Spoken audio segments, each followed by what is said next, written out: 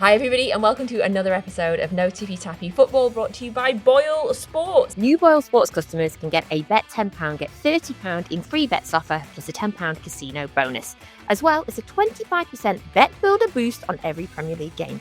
To claim this exclusive offer, follow the link in the description below. And in addition to that, Boyle Sports also have two huge offers this weekend on their site and the app. 50% bet builder boost for Spurs versus Manchester United and Manchester City versus Liverpool. It's over 18s only, T's and C's apply. Please gamble responsibly. Hey Sam! Hey Natalie. I'm looking forward to... Hey, silky smooth. Silky smooth, thank you. I'm getting very good at it now, thanks Boyle Sports. Rolls off the tongue. Oh, it does, yes. I'm excited about this week's episode because it's different to what we've done before. I'm excited that he's come on. We met up a few weeks ago and he said, what about your podcast? I said, what about you coming on? He said, I will do. So that was a great boost for us, and I think it's a great boost. So it's a big welcome to Richard Bevan, who's our CEO. Is it CEO? Yes, Chairman, I think so. Whatever. I think so. CEO of the League Managers Association. Dog's body. So it's anything but that, you know. So he's been with us a long time now. Made such a massive difference. I'm glad to say to the League Managers Association. So Richard, welcome. Great to speak to you. Thank you.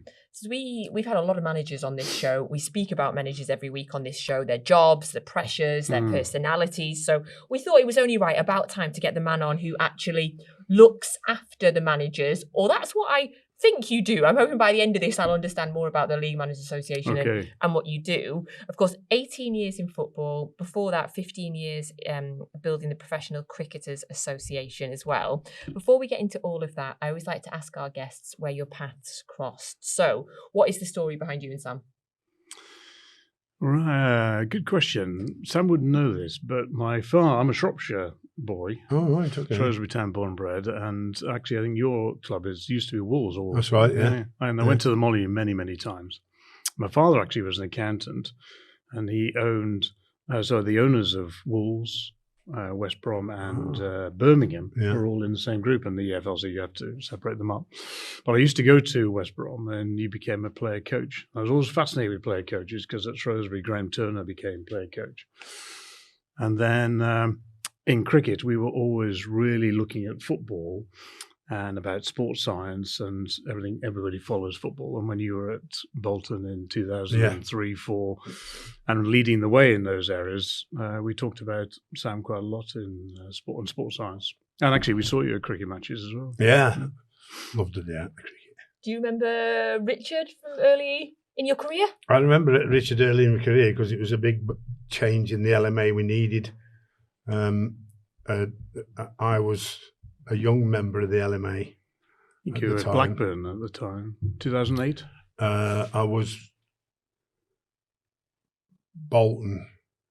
I got on the LMA committee well before that. Right.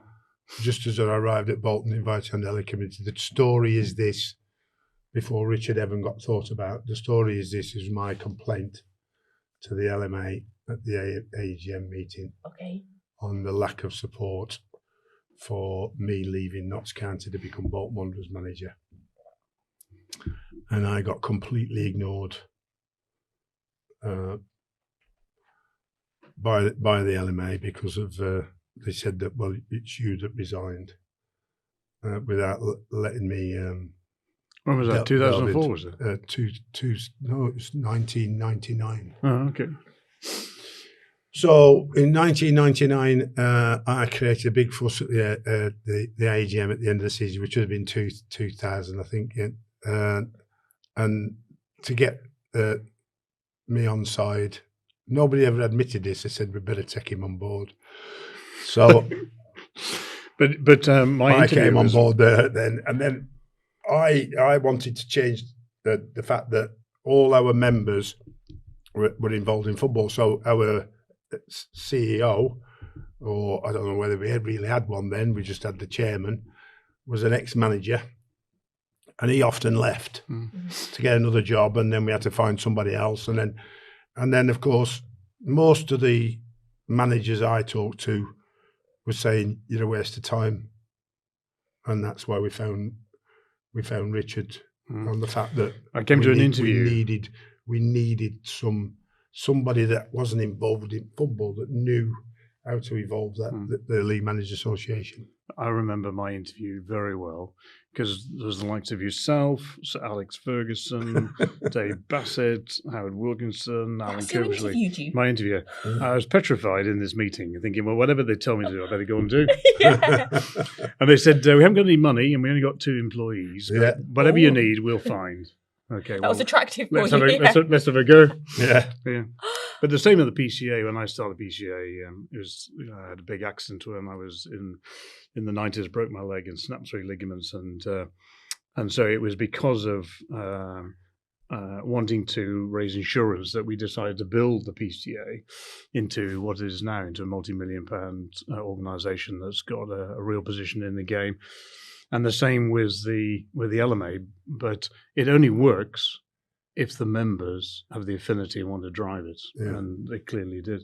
Well, in this episode, I'm looking forward to it, Sam, because I want to try and get into what happens behind the scenes when a manager is hired, what happens behind the scenes when a manager is fired, and kind of everything in the middle of that. So we hear you get interviewed by Sam and Sir Alex Ferguson, some big names in the game, but you'd come There were from no cricket. objections in joining us, by the There way. you go. We Agreed. We couldn't wait to burden him with all the problems he was going to face. Like you mean? So, and obviously, he's still here. Yeah, 18 years. Which is a bonus for us and the LMA, because I thought greater things like the Premier League job or... I'm waiting for him to let me out of the office so I can go home. Let you free, yes. Let me free.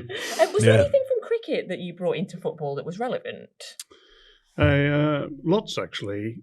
I think the biggest lesson for owners of football clubs is from cricket, is if you watch and follow, particularly Test cricket, results, success are not instant, and the more you prepare, the better. So I think patience is probably the best lesson that football can learn from cricket. That football doesn't have. I was going to say football's got none of that, None of has that, it? no, Yes, no, we're not learning. Okay, so the LMA. I think I know what you do, but I'm not really sure now, and I'm wondering if our listeners know what the LMA does. So could you explain to us, like, the role of the LMA in terms of what you do? Sure. The organisation actually goes back to 1919. Predates when coaches got together and just after the Second World War. And basically, it's not so much about structures, although we do have pillars. We're based at St George's Park, the National Football Centre. We have 24 employees. We have 100 professionals who are lawyers, accountants, professors, mentors that support the members. But basically what it's there for is a problem a member may have, be it personal or professional in their career pathway, we're there to support. So in a way, we're glorified facilitators in so much that we will find the best people to help the managers and hopefully have enough money to pay the bill. And is that anybody that... So they're members of your association? Yes. From anybody from sort of first job through to very experienced? Yeah, good question. And actually, last couple of years, the LMA committee and the team have built a second category of members. So it's one organisation. If you're a manager in one of the 6 leagues, you can become a member of the LMA. And if you're a coach, you become a member of the LCA. So LMA and LCA, and actually that's grown very well, hasn't it? Yeah. So I was worried a couple of years ago, mainly because of the financial resources to deliver what we endeavour and strive to do. And there are 740 LMA members around the world, and there are over 900 LCA members that have joined in the last 2 years. And the young guy driving that for the LMA is a guy called Mark Farthing, and the team is doing an incredible job supporting coaches. There are 8 pillars of support. First of all, legal. So when we joined, we wanted to make sure that when a manager or a coach leaves his employment, he leaves under the best terms possible. So we liaise with the club, make sure everyone gets paid, make sure the outcome and the press release is as professional and as good as it can be. And then it moves into what we have become, really, and that's a well-being organisation, probably first and foremost, probably since COVID. So we do physical and mental well-being. We invest 7 figures into that area now. Education, we have our own business school, which is called the LMA Institute of Leadership and Management. We have the LMA Diploma, which is an amazing educational program into football management that over 230 odd managers in the game have been through that. We have a postgraduate award. We have 2,500 coaches have been through our programs in the last 12 months. Then we have a technical support team, which will be the collective voice of the managers in work, taking up their issues, lobbying the game. We have quite a big commercial department because we've got to pay the bills. We have to. Yeah. We have to. Yeah. And actually, the commitment of the managers, I looked last week, we did over 300 commercial appearances from the likes of Jurgen Klopp, Sam, and many others. And we are supported by 40 companies that generate the likes of Nike and Castrol have been with us for 14 years, Santander. We've done some amazing leadership and educational. So we take the skill set of the managers and try and look at how that impacts into business, charities, communities. Obviously, the constant drive for Richard is to fund it. Yeah. And using our managers particularly to be good enough to go out there and help the sponsorship side of it, because the more revenue we can create, because I find it very rewarding that on such a small turnover that we have, that he can deliver so much. And that is really I mean, like when we look back at COVID, one of the key elements for everybody, but one of the key elements for LMA was we started webinars. And then, so rather than us actually gathering all the time, we can now come together. It's not as good as meeting for me. I'm just an old bugger now, aren't I? Yeah. But it's not as good as me. But when you sit with many others and get through, you know, a webinar, when you're sat at home and you study maybe, and all the others are online, you can get through an awful lot. The really interesting big growth for our next step abroad is not just in this country, but in Europe. We have about 300 pro licensed managers out of work at any one time. I know. There's not many industries it's where growing. the elite. And it's growing though, because the amount of ones we qualify to St George's Park and the FA, really, you know, we got to face the fact that the infiltration of foreign coaches throughout all the leagues have created less opportunities for British and English coaches who are highly qualified, who have pro licenses. So they have to be able to be flexible and go and work abroad. Yeah. This is something we talk about a lot on the podcast, is the decline in British managers, I mean, specifically in the Premier League, but in all the professional leagues in this country, the decline in British managers, is that something that the LMA worries about? Is that under your remit? Yes. It's something that we also have to think about the opportunities. So in the same way there are tighter opportunities to work in the Premier League, there are more opportunities to work abroad.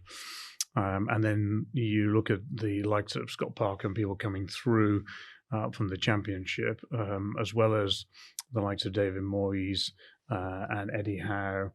So I think the realization is that it is truly a global marketplace. It is the top of the employment market for football managers and our owners, of which we have a third American owners. We've got owners from abroad. It's a globalization of our leagues. That it's also they have a very large pool to pick from. What we've got to do better is we've got to make sure that when some recent research has shown that we're not getting in front of the owners enough with the CVs and the promoting of British talent. Actually, not just managers and coaches, but also technical directors, medical staff, chief executives as well. Director of football, stuff like that, yeah. So it is a global market and the rewards are global. Because historically, when you think of British football managers, I mean, we produced some of the greatest, the most elite football managers. When you think of Clough, or you think of Sir Alex Ferguson, or you think of my dad is currently shouting all the names of, Jock Stein and all of the incredible Scottish managers that we've had. Do you think there's any world-class British managers currently? Absolutely. It's up to us to make sure that we really help the pathway of a coach. If you take somebody like Jack Wilshere, a good chief executive at Luton in Gary Sweden, I'm sure that he will make sure he doesn't do it on his own. He's got Chris Powell coming in, which is excellent. He's making sure that pathway is much clearer than it used to be, and our talent is absolutely there. Yes. Could you give us an example then? Please feel free to make it nameless. An example of the support that you've provided, like a specific manager. Actually, Sam and I were talking earlier about a manager who'd been out of work for over 2.5 years, was very worried about getting back in, needed to pay the mortgage and everything. And we helped with one of our professionals to look at how he presented in interviews about the presentation. Yeah. And following that work for a couple of months, he is now back in work. Whether or not that's connected, I'm not entirely sure, but it's part of the process. But I think when you are out of work, the important thing is, first of all, make sure you've been paid. Secondly, to use that as a time, as Sam said, you often, when you're in work, don't get time to think about yourself and your family enough. So use that to check the wellness and to make sure that you take some time to smell the grass, as people used to say, and then actually looking at your career pathway. So that may mean going on courses, it may mean doing CPD, it may mean going and networking, it may be going to do work experience in different clubs that we organise, both home and abroad. But in particular, it'll be sitting down with mentors and career advisors. And so much more professional in terms of being able to work out not only how do I get back into work, but very importantly, the right club that suits the individual coach. I mean, every contract needs to be checked by the LMA. Oh, right, okay. Listen, every contract needs to be checked by the LMA. Every single one. Before a manager. Even if you're at the top, you can have your own lawyer, you can have your own barrister, you can have who you want.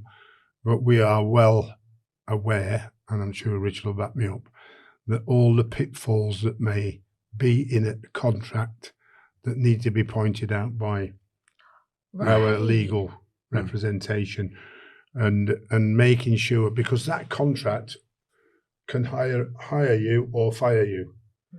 Because if it's too easy to get rid of you, you'll be gone. If it's very difficult to get rid of you, you'll be given a little bit more time.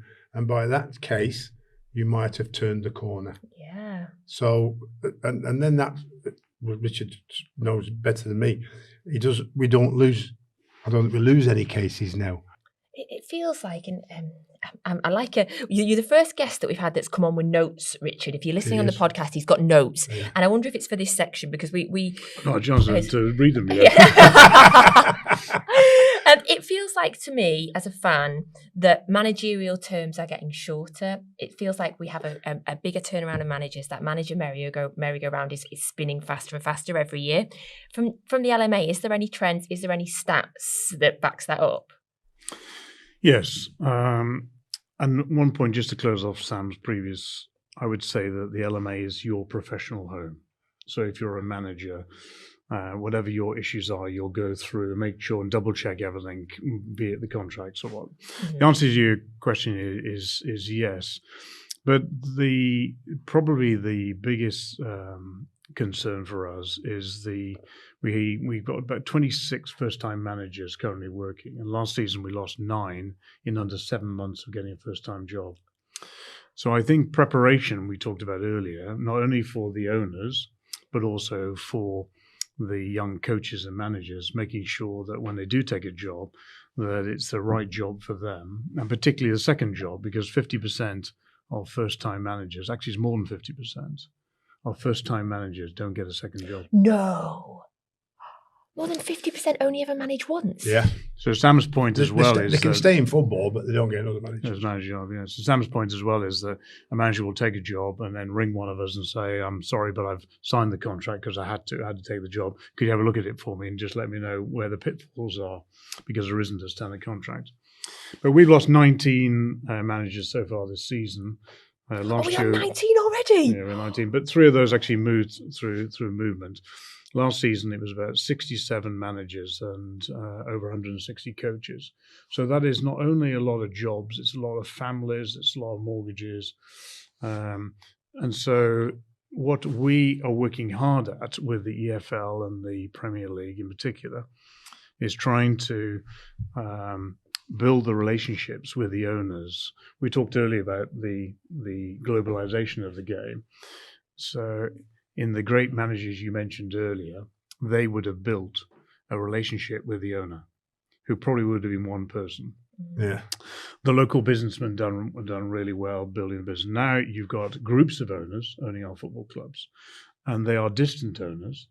And so when things go wrong, the only thing they can often do with the pressure of social media, not managing expectations that well, is actually to remove the manager and the coaching staff. So it's really important that we build those relationships with the owners to assist the coaches and help manage those expectations better. There's so many questions I have going off that. I'm going to try and remember to come back to them all. On the first-time managers, though, just to go back to that quickly, what do you think then in terms of what can clubs or owners be doing to make an environment better for a first-time manager? Because I find that number so alarming. Yeah. So that is a massively important question that some clubs do really well. An owner, a chairman, can create stability or he can create instability. And what they need to do first and foremost is to ensure that in any business, not just football, but the recruitment is right. So not only, as we talked earlier about Jack Wilshere, an excellent choice in Chris Powell supporting, making sure that the team around the manager is the right team to succeed, the best chance to succeed. And then secondly, what's incredibly important with the development of 5 billion mobile phones and social media is managing those expectations. And if the fans can see that the owner and the coaching staff and the whole club is on the same bus moving forward, they've got more chance of surviving during the tough periods. And it is a very intense, serious business. And sometimes the owners under pressure themselves, as chief executives of clubs are under pressure, when you haven't managed those expectations and you see the fan base really wanting change. Can you contact, if say a first time manager comes to you, you're checking the contract and they say it's my first job, does the LMA have the remit to contact the owners and say, could we support you in helping this first time manager settle in? Last week I was in Rome for the European Football Club Conference. 800 clubs in Europe were there, including many clubs from the UK. And we were talking about, for example, not the LMA, but when clubs are recruiting, often they might not have the expertise to know which is the right manager.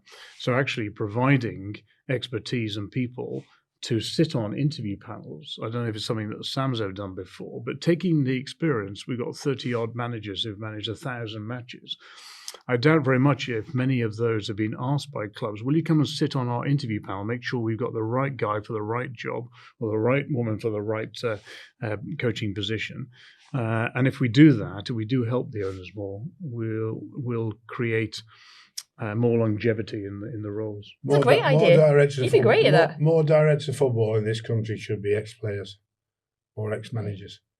Why do you think you go to Italy, you go to Spain, and you'll see a lot of football clubs. Because I mean, I ventured around Europe every week when I was at Bolton to learn about the transfer market in Europe and to meet up with all the not the coaches so much, but the fact that they had directors of football, which were in the main ex-players. We didn't have them till now. Now we're infiltrated in them, which obviously I'm not so sure I agree with, because we've just become coaches instead of managers. But they really do, and when you have a conversation with them, seem to liaise better with the coach and the understanding of the coach than rather than having the director of football that is not really or hasn't really been a professional player. Mm. And when you look at the role of a manager and a coaching, all the technical stuff, you've got leadership, you've got tactics, technical, physiology, psychology, medical, diet, nutrition, analytics, all of these things. And I think making sure that the right team, if you and I owned a football club, I reckon we could sit down and build the right coaching staff for the budget. And for So again, you asked about cricket early on, preparation to get your recruitment right. Is everything. It is everything, yeah. As it is in football. Yes. There's quite a few this season so far, but in general, there's been quite a few famous incidents or well-known incidents with managers and clubs. I wonder if I can ask you about a few of them, and obviously I appreciate you say what you can. Watford must keep you very busy. Watford seem to be a club that rotates a manager a lot. Love a rotation. 10 games in, they've already changed their manager. So the former manager, Paolo, claimed that he was pressured to play specific players. We've heard that before. Yes. Is that something you would get involved with, or would you just be an outlet for them to discuss their frustrations? So managers, particularly in the last 4 or 5 years, will talk to their mentors and will talk to people through the LMA professionally and quietly about how best to deal with difficult situations at the club. In Watford's case, they've had 18 managers in the last 10 years. I think that's about right. But equally, when the Pozzo family took over in 2012, that's their business model. I think the new manager coming in, Javier Garcia, is from a teaching family background. I met him a few times and I was really impressed. He's probably the right manager to actually listen and embrace what they're trying to achieve, and knowing that your time at the club is probably going to be relatively limited. But it does undermine the profession. It doesn't create success. And if you were to sit, they're a very successful business. They own clubs in Italy, and I think they own Granada at one stage as well. Yeah. But if you sat down with them here and you said, imagine any industry, any business, and once a year, if not earlier, you fire your entire technical staff, who are the most important people in your business, the instability that would create, the financial costs that would create, the turmoil, how do you expect to generate success? So I think if you are going to follow that model, you need far greater consistency in the technical director and the coaching staff, and then maybe your head coach comes in with different philosophy that tweaks that. But in the main, the best recipe for success is longevity with your manager. In the women's game, I think there's a really good opportunity to get it right as well, learning from those lessons, even though the tenure of a manager in the women's WSL 1 and 2 has dropped by over a year. It's about 1.5 years, and last year it was 2.5 years more. But that shows you the pressures that the clubs are under for success and finance as well. But getting that recruitment right and building that backroom is so important. We have Emma Hayes and Hope Powler on our board, on our committee. And I heard Vicky Jepson, who's assistant, actually she's running the USA under-20s, just moved over there. And really pleased when I heard her say that the LMA was her best friend. So if you describe what we do as that's got to be a success, isn't it? Definitely. Okay, some other famous cases currently I'd like to pick your brain about. Obviously, Nuno left Forest this season after what publicly seems to be a breakdown in a relationship with the owner. So were you involved in the Nuno situation? Did you try and, I'm wondering if you mediated between the owner and the manager and tried to help? We look after the contracts of about 90% of all managers leaving clubs and about 60% of new contracts, and the relationships will always be about advice. We are supporting Nuno, so it's not a case I can talk about. But if you look across the board, when we were talking earlier, particularly the globalization of our game, the breakdown in relationships is a bigger factor as results in why managers and coaches will leave their roles. Breakdown relationship between managers and coaches and the owners. And the owners and the group of owners as well, yeah. Obviously, Wow. the 24/7 scrutiny onto the club, the manager, the owners, the executives there, from the fan base wanting promotion, wanting to win trophies, wanting to get in the playoffs. All of those pressures come on board because at the end of the day, it is about winning and results on the pitch. If a fan wants to get rid of the coach, he puts pressure on the board. The fans put pressure on the board. The coach will go. You've talked a lot about the importance of a relationship with owners on this Yeah, podcast over absolutely. the years, Loads, yeah. and that proves it. Well, it's there is rarely an owner to communicate with now. You know, If we looked the at the ones two, I've had, I've always managed a relationship in different ways because they're completely different people. David Sullivan was more my go-to than anybody else at West Ham. Ellis Short at Sunderland, who everybody said was particularly difficult to deal with, not so much in my time because of how we respected each other, I'd say. Same with David. Broke down a little bit in the end with Phil Gartside at Bolton, which everybody knows about, like you mean. Newcastle would have been brilliant under Freddie Shepherd.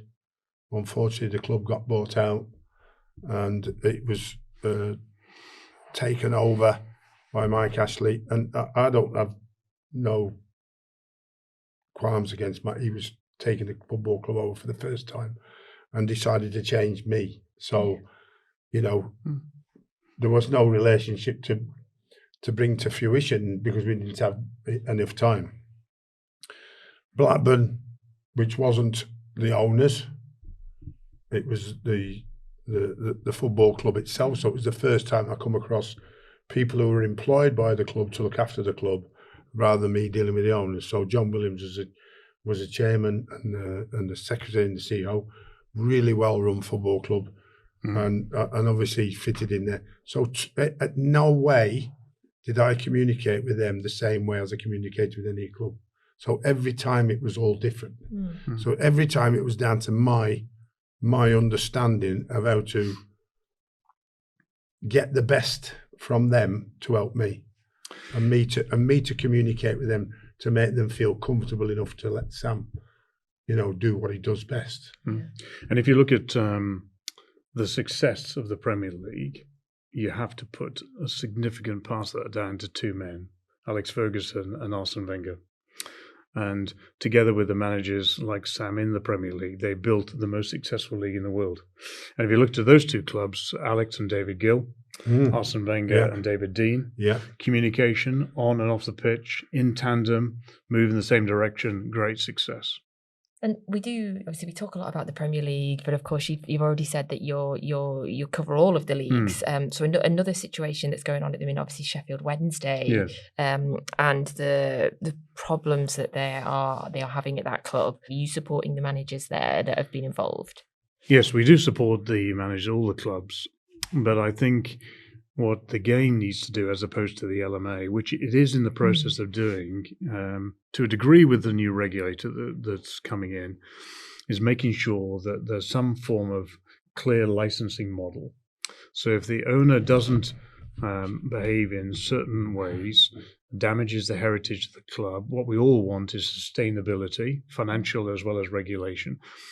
And I'm sure that Sheffield Wednesday, that once that club is being sold to a new owner, and moving into the next decade of a regulator being able to have the powers to interact and to enforce change if it's needed, we will see better regulation and less threat to the heritage of one of Britain's greatest clubs.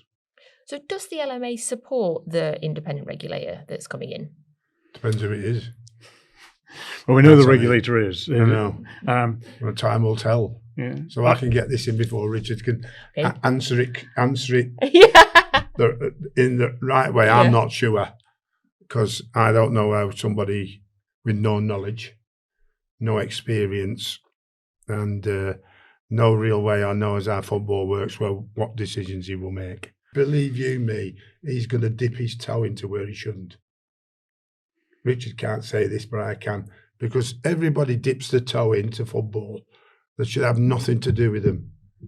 secretaries, chief executives, directors of football. They know nothing about football, but you sit in the boardroom and they dip the toe in. They start telling you how much more they know about football than you do, because they can't help themselves.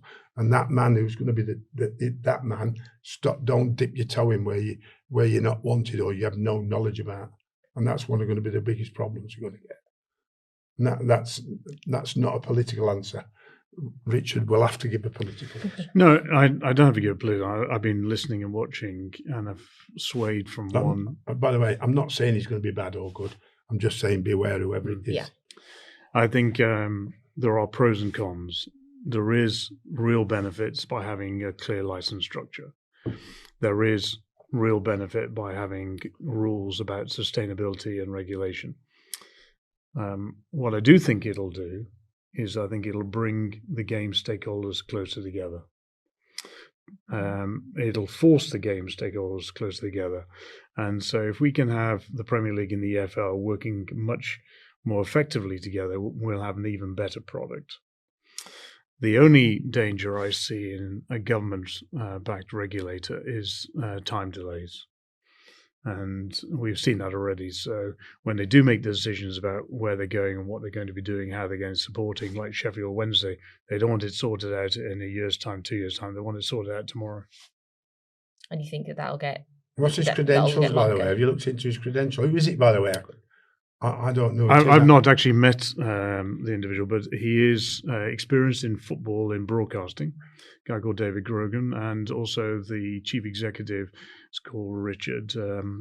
I think it's Richard Munnis, but I don't know the individuals personally. I haven't yet met them, but their experience in football is very clearly. I listened to his interview last week, very clearly focusing on making sure that the last thing they want to do is to damage the growth of the Premier League. Well, they get too much tax, don't they, government? They get more tax. Get plenty of tax. They get more tax per person than any other business in this country. From football? Yeah. You look at the number of football players, which is 2,500, 3,000. No, more than that, I think. Probably $5,000. $1 billion. Yeah. So you look at the tax, right, that we pay at 45% when wages are, in some cases, 300 and 400 grand a week. Yeah. Less 45%, less national insurance, less VAT on every transfer, right? So football pays more taxes than any other business. Because all the other businesses will be under limited company status or, But if you look at America, NFL, where they have a license structure for their owners, you have to behave in certain... They have a wage cap as well, though, don't they? I'm not sure about wage cap, but they have certain clear categories of how they have to operate and behave. Everything from diversity right through to financial sustainability of their leagues, of their clubs. And I think that is a good thing. And making sure that it is enforceable. I'm chairman of the Caribbean Premier League Cricket, and we have the same thing. So making sure that you have very clear rules for the development of your league and clubs, and where there are, where there does need to have strong regulation, it's enforced. Yeah, absolutely. A couple of other key debates that are happening in football right now. So obviously there is the independent regulator. VAR is a subject that is talked about. God, that never goes away. I wanted VAR. Did you? I was an absolute advocate for VAR. And unfortunately, there's nothing wrong with VAR. And there never has been. It's a human error. And I don't know whether Arsenal's been involved in that or not. But he's right there to have an opinion. Stop messing about with what's a penalty, what's not a penalty, what hit the arm, isn't it the arm, what is it sending off, what's an offside, what's not. Shut it up and just get it simple and plain for everybody to understand. Because I don't understand it. I sit there and watch it and I go, that's not a penalty. It's a penalty. It goes to the referee after reviewed on VAR. Then it goes to the punters. That's never a penalty. And the fans inside the stadium don't know what's going on. No, it's just not. It's just stop complicating the game and let it be simple like it always been. We've had a lot of Premier League managers meetings with Howard Webb, and some good and some not so good. But in the main, the Premier League managers would very much like to see the VAR referee being someone who is refereeing with the man on the pitch every week. Oh, the nice. bond. Yeah, So- to create the bond together. Yeah. So there's not a nervous relationship. They understand each other. They understand how they operate to a greater degree. And Howard Webb and PGM are working towards that. Recruitment is a big issue for them, and training and development. I think they will get there eventually, but as Sam says, it's trying to make less errors because VAR is here to stay. I think that's a great idea. A Premier League referee told me once, not too long ago, that he'd been refereeing games where the VAR was a much less inexperienced referee than he was, and he thought, well, why am I this big decision? Why am I listening to you? And the VAR referee should be permanently, so not 1 week on, 1 week off. Yeah. And the more games that you do, I think in Germany they've done a lot more games, then practice makes perfect. But they don't like it though, Richard. They don't like looking after VAR. They want to be on the pitch refereeing. Oh, so you think hiring a specific VAR, that's what your role is? If you're getting referees who are just retiring, particularly still sharp as hell on the rules of the game, they're changing the rules. And there's nothing better for them to do than go and do the VAR side of it. They don't want to be sitting there doing VAR. I didn't want to be at the game. Yeah, I want to be at the game. I want to be in the middle, or I want to be on the touchline, because that's what I was employed to do. Yeah. So use somebody else who's just retired, who's got probably very little to do unless they're running their own business. You might find, though, Sam, that somebody who's just retired isn't the right person to be sitting in front of a screen. Well, absolutely. It could be a 30-year-old. It could be so somebody with. Well, they know the rules and regulations because they've been doing it for whatever long they've been doing it. But if the VAR team and the team on the pitch refereeing our games are one every week consistently, I think that's a great idea. It'll be. But they need to improve the numbers then, don't they? Recruitment is a big certainly part, not enough numbers. I mean, I remember talking to referees when I was finishing about how much they do. Just we're talking about fatigue on players. Nobody talks about the fatigue on a referee, especially if he's in Europe. Mm-hmm. He's like going, he's traveling all over the country. He's coming back from Europe. He got the game on Saturday. He's got to be the fourth official on Sunday. He's got another game on Wednesday. Then he has another.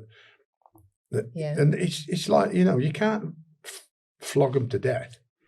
One thing that Sam and a great past employee of the LMA is sadly no longer with us, John Duncan. What he instigated, which is still accelerating, is the number of referees going into clubs, into the training pitches, and working with clubs in midweek, building that relationship and that understanding and communication is everything. Okay, so there's VAR, there's independent regulators, and then there's another big thing that's happening in football at the minute. Well, hopefully it's not in this country. Steve Parish is the latest to criticise potential overseas fixtures. Do we think, could this happen in the Premier League? It's not the first time it's come up, by the way. Yeah. We had that more than 10 years ago. It's been debated. But it was debated around, and it was pushed all of the successful leagues. But in this country, the Premier League is the most successful. There is no need, and they have confirmed that they won't be taking matches abroad. Good. Whether or not that changes in 10, 20, 30 years' time, it's a changing world, and who knows? The changing world of the Premier League is that our American owners get closer and closer to 14. And then anybody who's got a controlling interest in a club can come together. 14 of them or 15 can come together, and they can go to the Premier League and change the rules. But the two matches you're talking about, interesting. One of them's going to Australia.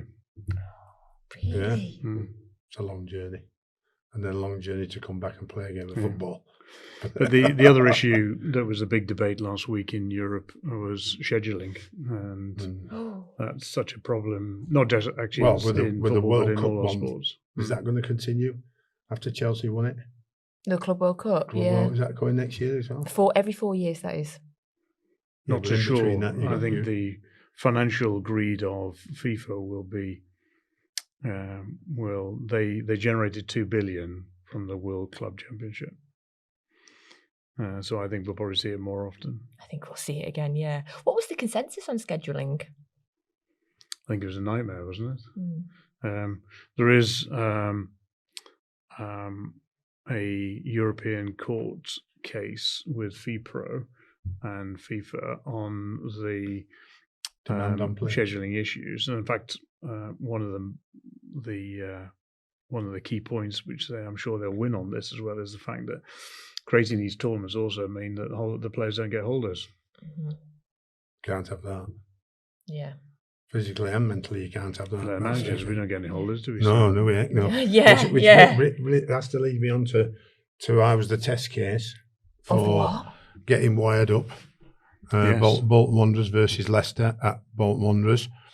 Harry Bassett was in one dugout.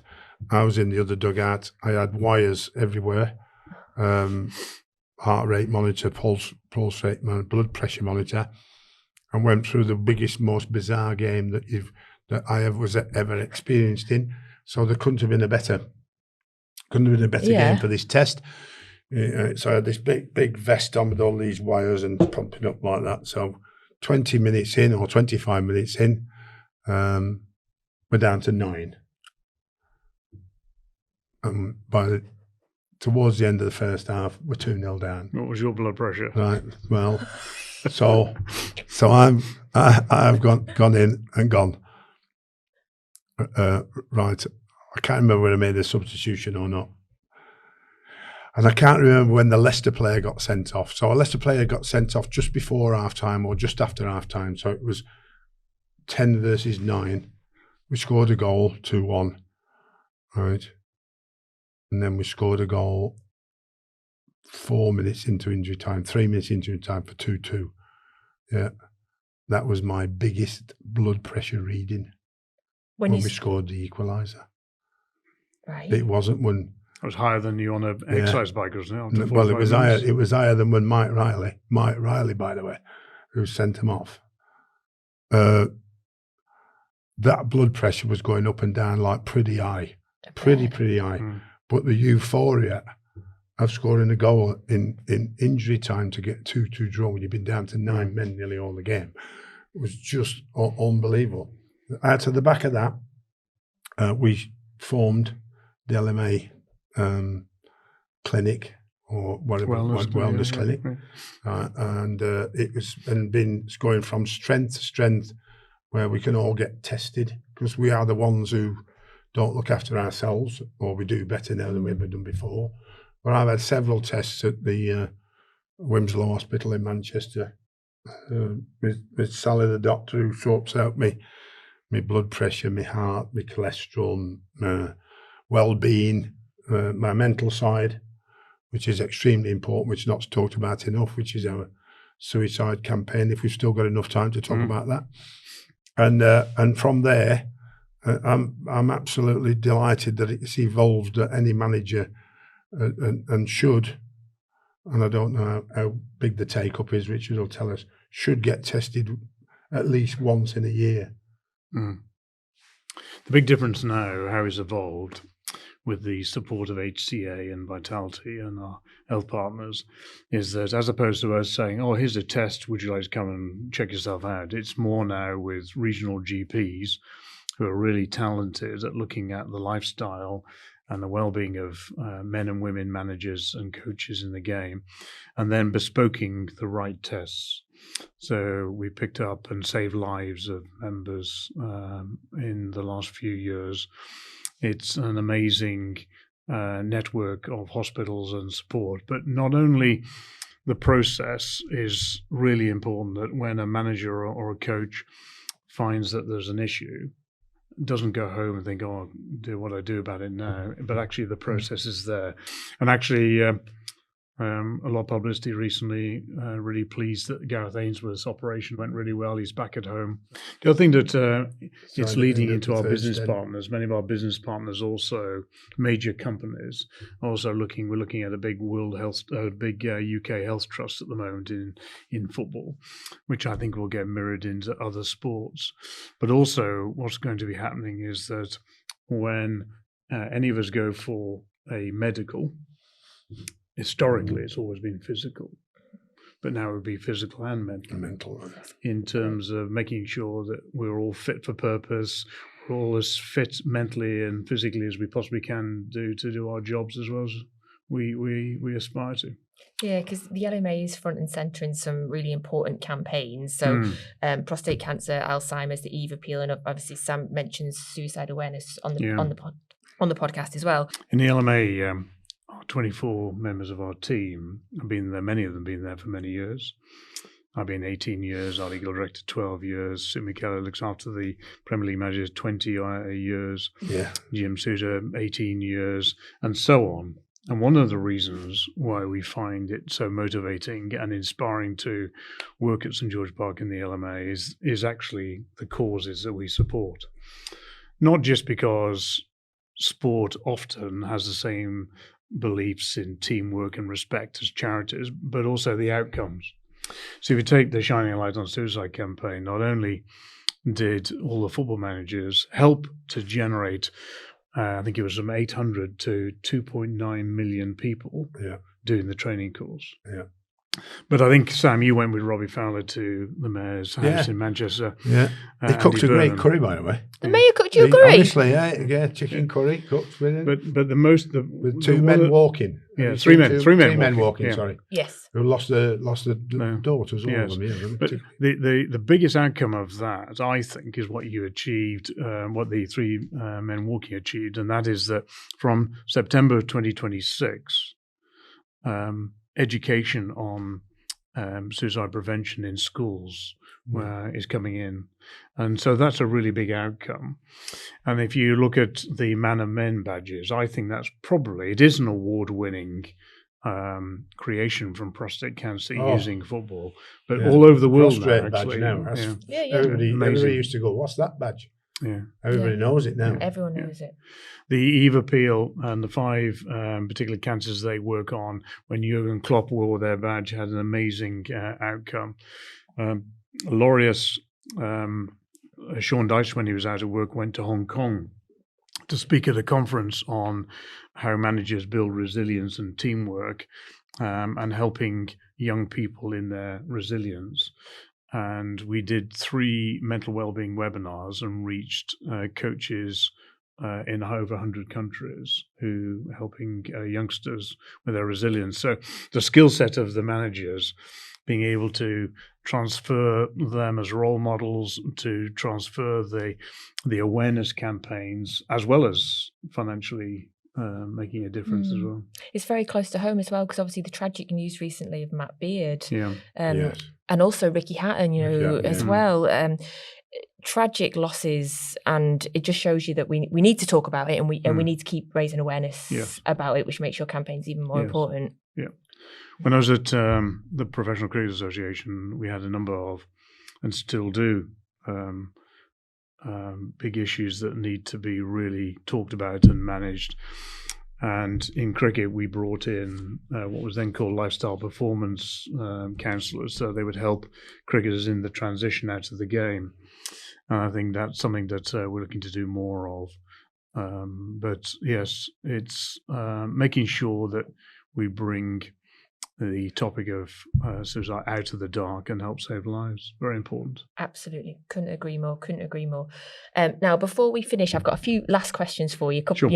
Just a couple of random ones and something that I wanted to ask you as well. So, do you both think that sometimes managers are hired because of their name rather than their managerial reputation? Good question. It's a very good question. Yeah. I would say that would be the same in any industry. Yeah. If you look at chief execs of the FTSE 100 companies, their average life is probably 3 to 4 years, and they're probably moving around from one company to another. At the end of the day, if you don't get that professional amount of recruitment networks, you will always get people moving to the name. But there is a lot more support and advancement in data on the developing growth of young coaches coming through, which is why we're seeing so many young coaches getting opportunities now as well. Okay, just a couple more for you. I was wondering about diversity in management and what the LMA is doing, because obviously we have still a real small number of Black or Asian and female managers as well. Obviously, we saw the first South Asian manager at Morecambe. Yep. But what is the LMA doing to diversify? And is it something you think that we should be diversifying managers? Absolutely. It's a massively important question, something that's talked about on a weekly basis. We recently had a meeting with Dan Ashworth, who's gone back into the FA. And what we're trying to do is to look at fast-tracking the number of coaches from diverse backgrounds who've got a pro license. So there are simply not enough, and you need a pro license if you want to manage in the Premier League and go on to managing in the Championship as well. In the LMA diploma, a minimum of a third of our coaches, managers are from diverse backgrounds, and 48 of them are in work. So we need to invest greater in education. We need to have clearer pathways. We need to have better recruitment processes. But we do fundamentally, there are a number of really good initiatives going on. But if you're going to really move the dial, we need far greater numbers with a pro license, both men and women, in their jobs. Nobody wants a job that they are not deserving of, but people want an opportunity to get the job, I think. Okay, my last question for you today. And you can be as fun or as serious as you want with it. And I'll ask you as well, Sam. What is one rule that you would like to see change in football? Last week in Rome, I was speaking to a coach from Bayern Munich who was saying, "Are you old enough to remember when there was no offside rule?" And I said, "No, I'm not." But Sam, are you? No. I'm not. Would you like to see no offside? No. Okay. The great thing about football is the rules haven't changed that much. Sam's point at the beginning of the podcast that we don't want all these rule changes. It's the same size pitch, the same size goals. It's the simplicity of the game that makes it so beautiful, isn't it? Yeah, but they've done interpretation of their own rules and made them more complicated. So instead of that rule being that, that rule is that. It's an A, B, C, D, or E. Yeah. So that rule's still there, but there's 5 variations to it instead of just being the one. An offside is an offside. Yeah. Just to demonstrate that the LMA aren't serious all the time. On April the 1st this year, Who fooled you? No, we did. April the 1st at St George's Park, we did set up a meeting. True this, I promise you. We set up a meeting with the Premier League representatives. And it was 9:30 in the morning. And we told them that we'd just interviewed Premier League managers. And they wanted to look at, a little bit like hockey, a referee in each side of the pitch.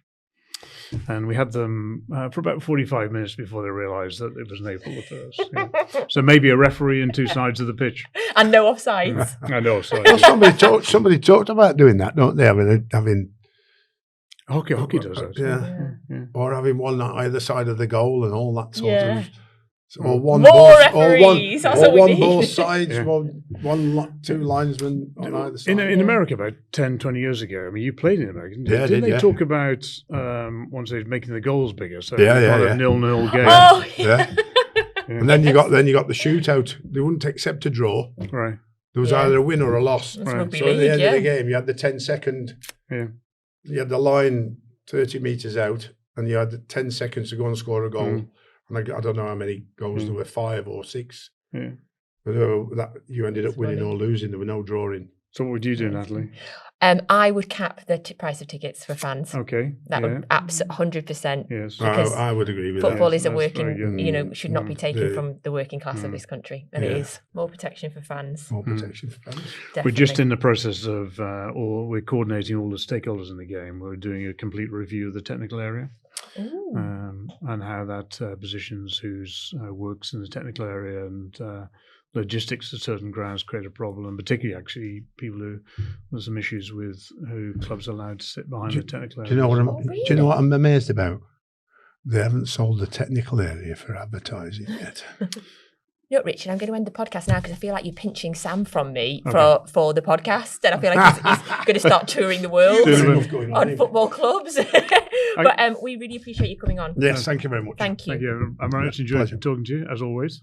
Thank you. Well, it won't be the last time you'll be invited on as long as this podcast's going, so maybe next year. Yes. Next season. Yeah. When we know more about the regulator. You would like to... If Sam's not fired. Like to come on again? Or he's not in St. Lucia. No, I won't be fired. Thank you. Those days of even thinking about firing him have long gone. Not that I ever thought about firing him. Thank you very much. Thank you, everybody, for watching. Thank you for listening. Please subscribe if you don't. Do all of the things. We know, I keep saying it now, there's so many football podcasts out there, and we appreciate you choosing ours. So we will see you next week. New Boyle Sports customers can get a bet £10, get £30 in free bets offer, plus a £10 casino bonus, as well as a 25% bet builder boost on every Premier League game. To claim this exclusive offer, follow the link in the description below. And in addition to that, Boyle Sports also have 2 huge offers this weekend on their site and the app. 50% bet builder boost for Spurs versus Manchester United and Manchester City versus Liverpool. As always, it is for over 18s only. T's and C's apply, and please gamble responsibly.